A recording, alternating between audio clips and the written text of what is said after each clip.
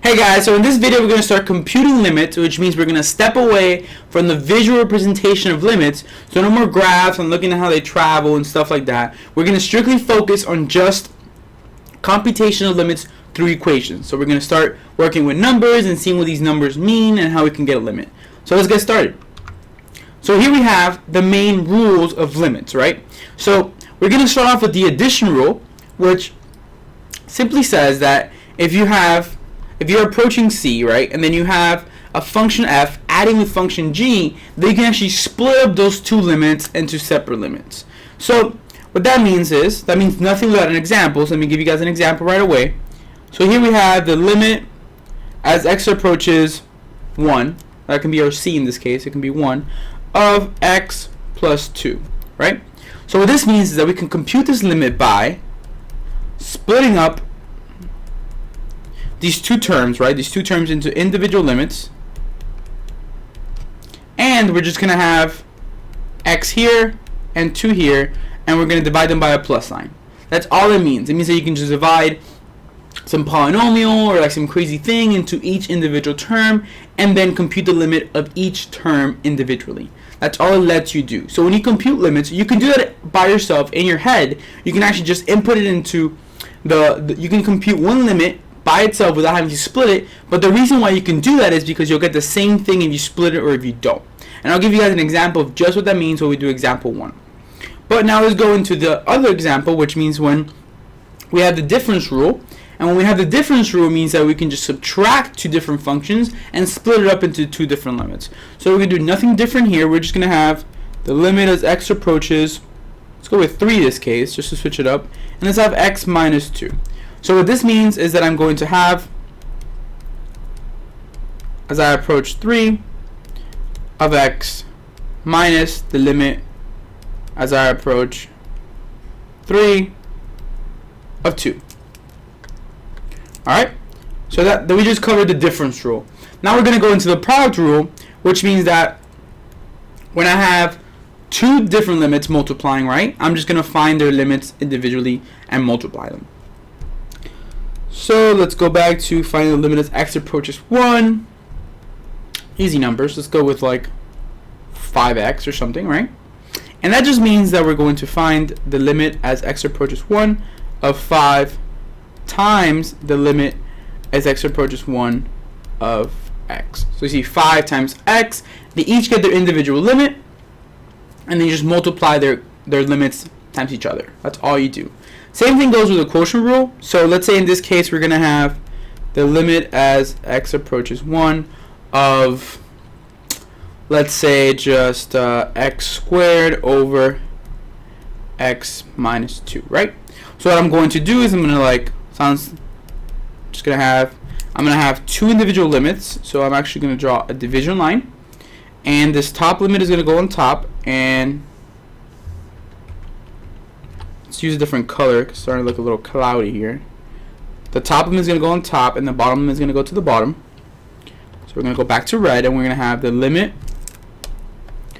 limit as x approaches 1 of x squared, and the limit as x approaches 1 of x minus 2. And the reason why I chose x minus 2 and I leave it in parentheses is because you have the choice of applying the difference rule now to the bottom of x minus 2 and compute two separate limits subtracting each other. But like I told you guys, if you guys do or you guys don't, it's still going to give you the same answer, and the reason why is because of these rules. So you don't have to do it, just know that there's these rules explaining why you can do it. Okay? So then we also have here an x squared, and that was not by accident. I chose that x squared there on purpose so we can lead to our next rule, the power rule. Alright? So we're going to go now into, how can we see this, right? So the limit as x approaches 1, let's say of x squared, it's going to be equivalent to the limit as x approaches 1 of just x, and the whole thing is squared. So this 2 right here that we have is just going to come out and just square the whole thing. So that's a pretty good way of looking at it. And there's just one last rule that we have here, which may be obvious or may not be obvious with all these rules that we're having here. But what we're going to do is we're going to call it the constant rule, and I'm just going to drop an example right here under. So I'm going to do it in red. We're going to call this the constant rule. Constant rule. And what that means is that if I have the limit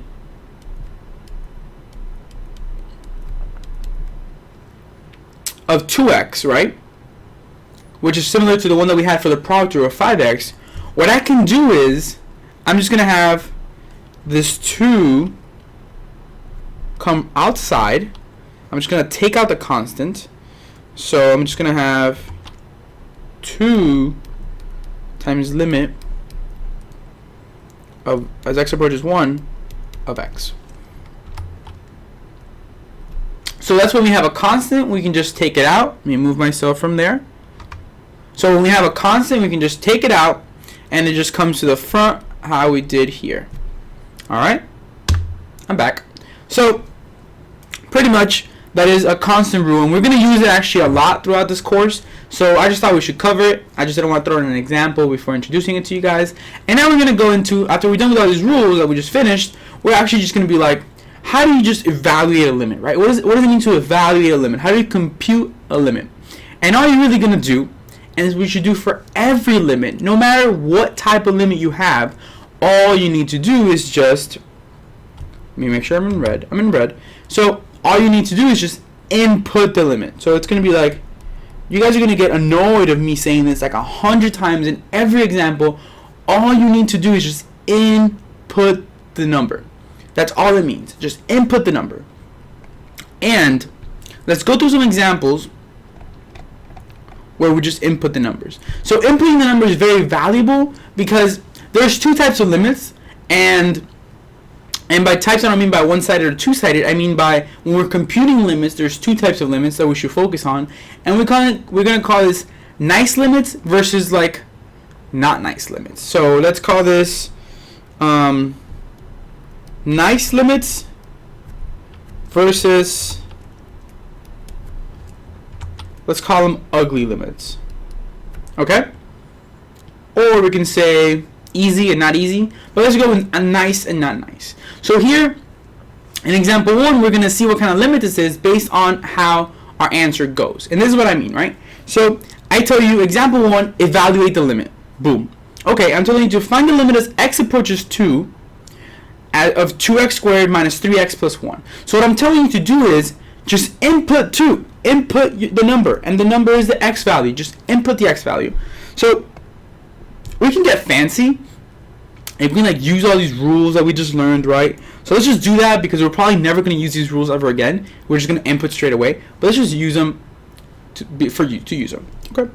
So let's have the limit as x approaches 2 of 2x squared minus the limit as x approaches 2 of 3x plus the limit as x approaches 2 of 1. Right? So I can get like really annoying and like want to take out this 2. This 2 that's a constant, I can take it out. And I can take out this 3 if I want to. But I'm not going to be so annoying. I'm just going to tell you guys, okay, we split them using the difference in some rules. Now let's just input stuff. Because at the end of the day, you get the same thing if you input here or if you input how you got the problem, right? So just go ahead and input. And by input, I just mean wherever you're going to input 2 into every x value. So it's going to be 2x squared, or 2 times 2 squared, minus 3 times 2. And then, you see, here I'm telling you to input 2 into the x, right? But there's no x here next to the 1. So whenever you have just a constant, the limit is going to be just that number, right? So if I tell you to find the limit as x approaches 2 of 1, it's always going to be 1 because there's no x to input to. So there's a graphical representation of that, but let's just focus straight into just numbers. And we're just going to have plus 1. So remember that whenever you have to input an x value into something that doesn't have x's, you're not inputting anything, so it is just that constant value. So here we're going to have 2 squared is 4, 4 times 2 is 8, minus 3 times 2 is 6, plus 1. 8 minus 6 is 2, 2 plus 1 is 3. So our value here is 3. We have evaluated the limit, and our limit we can say is 3. Value, limit, y value, all the same thing. We just care about finding the y value, right? So we did exactly what I said. We just inputted the limit and we got an answer. Boom. That's all we care about, right? And this we're going to consider a nice limit. And you guys will see what I mean by this is a nice limit when you guys get an ugly limit. And back to red. And now let's go into example B. So here in example B, we have find the limit as x approaches 2. We're approaching 2 again. And then we're finding x minus 7 squared. So let's use these properties that we actually learned just to use them. But like I said, this is the last time you're going to use them because I know you guys are just going to input stuff and not worry about the properties. And you don't have to worry about the properties. It doesn't make a difference if you use them or not. Because indirectly you guys are using them because by not using the properties and splitting it up and just using them all together, you guys are recognizing why these properties work. Right? Because it's true. And that doesn't mean to have an equal sign here. That whether you do split it or you don't split it, it's the same thing, right? So we're only going to use these properties when we need to. Now I'll let you guys when we get there. When we have not nice limits, we're going to use them.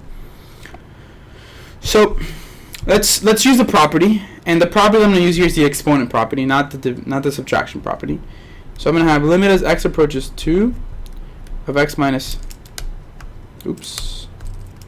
7. And the whole thing, I'm just going to raise it to the third power of 3. Okay? So now, what I'm going to tell you guys to do is just to input the number, right? Just input the number. So we're going to input 2 where this x is. So we're just going to give you guys a little bit of color. All this red hopefully is not making you angry because apparently red makes people angry. Some research. I have a red room. I drive a red car, red phone case. And I don't think I'm angry, so I think I'll be good. So, going back to red. So now we're just going to do that. We're going to input the 2. So we're going to have 2 minus 7, right? And the whole thing to the third power. 2 minus 7 is not 5, negative 5. Cubed. That's going to give us negative 125. So that's our limit. We're done. We have finished these 2 examples of computing limits. So of course, if limits were so simple that we would just input the number, people wouldn't hate them and it probably wouldn't be called calculus. So let's look into something else which is going to make you guys know why limits are so hated. Personally, I hated limits when I took them. They weren't explained to me, like, I don't know, they just didn't make sense. Like, it was just like, what is going on here? And like all these different things were happening. I'm like, well, I don't know what to do now. So my goal is to make sure that you guys know exactly when I give you a different type of limit, what to do. That's my goal here. So let's now look into the not so nice limits, right? So here is the scenarios where you don't get a nice limit, right? So if you get a defined or undefined answer, which one do you get?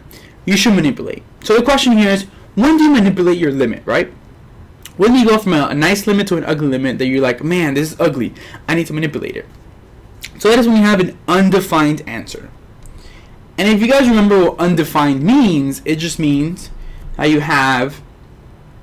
you don't care about the top, you just care about the bottom. Whenever you have a number over 0, that is undefined, right? So whenever you have 0 on the bottom, 0 on the bottom is going to be our like a big red alert that's going to be like, boom, you have a problem, we need to manipulate. So 0 on the bottom tells you, let's manipulate your limit. Alright? But luckily, all these examples can be done with 2 techniques. Our techniques are going to be whether factoring or they're going to be by conjugating. Okay? And factoring, we're going to focus when we get polynomials. Polynomials are going to tell us the factor. And whenever we have radicals, I'm just going to put like a square root here. Whenever we have, let me actually write out radical. Write a square root here. Whenever we have radicals, we're going to look to conjugate, right? So I'm going to give you guys a little taste of both, and later on when we do the practice problems, I'm going to give you lots of scenarios of how we can use these, plus other little algebra techniques that we can do. But there's still going to be factoring and conjugating, but all these little pluses and negatives here and there, which can make things a little tricky, along with different types of factoring, right? There's like other trinomials and binomials and other stuff you gotta worry. But we'll get it. So let's go into evaluate the limit, right? So regardless of the type of limit that you gotta do, all you need to do is just input the number. I'm gonna say that like 100 times until you guys just hate me and like just want to kill me. So evaluate the limit. I just go boom. I need to input the limit. So I'm gonna go my first step, which is input the number. So I'm gonna input the number 3 squared minus 2 times 3 minus 3 over 3 minus 3, right? So you guys see I didn't split up the limit, I didn't do the division rule, I didn't do the subtraction rule, I just straight up just boom, input the number, done, because it's going to give me the same answer. And to be honest, I'm going to be really lazy, and not even compute the top, because guess what, I don't need to. So what I'm going to do is I'm just going to compute the bottom, which is what I care about. I don't want the bottom to be 0, and my question is 3 minus 3 0? Yes, it's 0. So what I'm going to do is I'm just going to get some answer here in the top that I'm not even going to compute. It's going to be 0. Fine, let's compute it. 9, 3 squared is 9, minus 6 minus 3. So 9 minus 6 minus 3 is 0. But we don't care about that. All we care about is the denominator. And the denominator tells us that we have a problem. We have identified our problem, which is the denominator being 0. So when we have a problem of 0 in the bottom, we go and we manipulate. So let's go ahead and do that. So thankfully I gave you guys little techniques here where we just have two things to look forward to. Boom. I'm going to go in, I'm going to factor out a polynomial, or I'm going to conjugate if I have a radical. And don't even worry about what conjugating is if that word is a little unfamiliar to you, because I will cover exactly what that is soon. So looking at my function, do I have polynomials or I have radicals here in example A? I have polynomials. So I'm going to be looking to factor for this problem, right? So I'm looking to factor. So let's go ahead and do that. So I'm going to factor the top. So this is something before we factor that professors are really picky on, and they love to take off points. Like, you need to write, whenever you go from every step to every other step, you need to write the limit. Unless you are inputting and that is the last step you do, you don't need to write the limit. But if you're just like manipulating and you're just like simplifying, you still need to write the limit as x approaches whatever that number is. So in this case, we're going to be really annoying and just have the limit as x approaches 3. Like, yeah, I know. We gotta do it. I know. I hate that too. So draw a little line there, and the bottom's not going to get factored, but the top is, because we can factor the top. So two numbers that multiply to -3 and add up to to -2. That's going to be 2 factors of 3. Well, 3 only has 2 factors, and they're 3 and 1, x and x. And then we want to get a -2, so we do x minus 3, x plus 1. And here's something to look forward to. Whenever you're computing limits, look out for the bottom. Look out for the bottom factor, because you want to cancel it. So if you're like really confused on like what to do, like you kind of like your factoring is a little rusty, you know, just like look at the bottom, and then you should get an x minus 3 on the top. So if you have an x minus 3 on the top, then the other answer has to be an x plus 1, because you want to get a -2. But just use the bottom as a big resource, because it's going to help you a lot. So since we have this x minus 3 on the top and an x minus 3 on the bottom, what we want to do is we want to get rid of this x minus 3 factor, and we can do that once we factor. Once we factor out the top, we can just cancel the x minus 3 and cancel the x minus 3 on the bottom, so we're done with the factoring part. So now we're going to go into, we're going to rewrite limit as x equal to 3 and x plus 1. So now we have manipulated, right? We're going to just pretend we have a fresh new problem. We're going to pretend we have a fresh new problem, and then we're going to input again. So whenever we do something, we input to see if it was good enough to give us an answer. And if it's not, we'll probably try again or just give up. So we have to now compute the limit. So it means that we're going to input 3 into our equation. So now here you're inputting, so you don't need to write the limit again. So it's going to be 3 plus 1 or 4. So our limit as x approaches 3 is equal to 4. Now, there is a meaning to whenever you cancel factors and all that stuff, But look out for our video on continuity, and we're going to tell you exactly what that means, right? So I'm going to be going over exactly what canceling this factor of x minus 3 is, and what type of discontinuity it is, but I'm not going to worry you guys about that now. Let's just worry on how to compute the limit for now, alright? So our limit does exist, and our limit is 4. Okay? So now let's go into example B, and we're going to have limit as x approaches 9 of radical x minus 3. Whoa, I heard radical. So radical means I'm going to jump to my techniques, right? And I'm going to look for it. But before that, what did I tell you guys to do first? We're going to input. So all you heard radical, follow my steps, and just input. So we're going to input 9. So radical 9 minus 3 over 9 minus 9. So yes, I know we're lazy and we don't want to compute the top because we don't care about it, but let's do it anyway. Radical 9 is 3 minus 3, and then 9 minus 9 is 0. So we already found our problem. Let's just finish simplifying. 0 over 0. So here we have our problem. Our problem is always a 0 on the bottom, and once we find our problem, we go and manipulate. Okay? So when you start to read this problem, don't let yourself jump into the fact that if you have a radical, you should go straight into conjugating, right? Like, don't do that, because you can just plug in, and although you have a radical, you may not have a problem.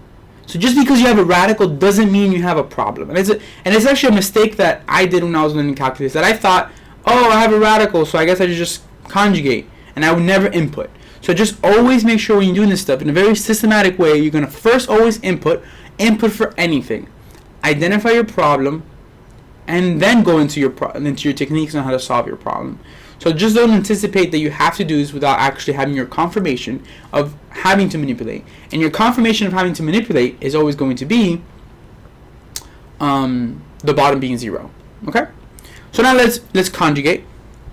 And the question is, what do you conjugate? So let's actually go into blue. So you have limit as x approaches 9 of radical x minus 3 over x minus 9. So which one do you conjugate is also a question, right? What do you conjugate? And you conjugate the one with the radical, right? So we're going to conjugate. And conjugation just means that you're going to write the same term, in this case radical x minus 3, the same term, but all you're going to do is you're just going to change the middle sign. So the middle becomes a plus, and then you're just going to have radical x plus 3, and then radical x plus 3. And yes, when we conjugate, we multiply the conjugate to the top and to the bottom. Doesn't matter which one you conjugate, as in, like, it doesn't matter if you're conjugating the top or the bottom, you have to multiply this conjugate to both the top and the bottom. Okay? So now, you guys can see this as foiling or as distributing, however you guys like to call it, whatever you guys are most comfortable with. But now, let's distribute the conjugate first, right? So we want to conjugate this thing first. So radical x times radical x. Okay, they're going to cancel. Because whenever you have a radical x times a radical x, you're just going to get the inside, which in this case is x. Okay? Next, we're going to have radical x times positive 3. Positive 3 radical x. Then negative 3 times radical x, negative 3 radical x. And the last term is negative 3 times positive 3. I'm going to erase all these arrows because I'm just getting too many arrows. Negative 3 times positive 3, that's going to be negative 9. Okay? And now, just trust me when I tell you this, don't distribute the one that you're not conjugating. And what I mean by that is that if you're conjugating the radical, don't distribute in the one that is not the radical, which in this case is right here. Right? So don't conjugate that, and you guys will see why in a second. Okay? So now, let's go ahead and simplify. And if you guys notice, I have technically made a mistake because I have not included my limit as x approaches 9 in there. So in there should have been a limit as x approaches 9, but I don't have space. So I'm just not going to write it. Ooh. So here we're going to have the limit, right?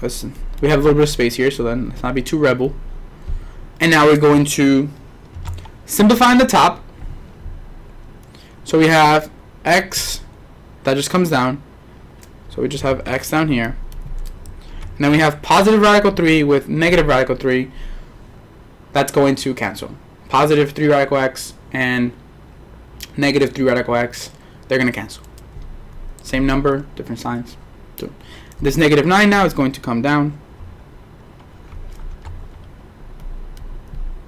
And then if you guys notice, we're just going to rewrite the bottom.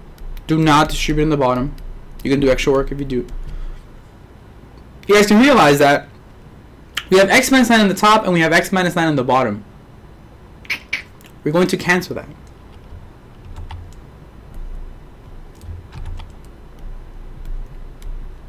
And then our final answer, and not our answer, just our simplified answer. I'm going to remove myself for a second.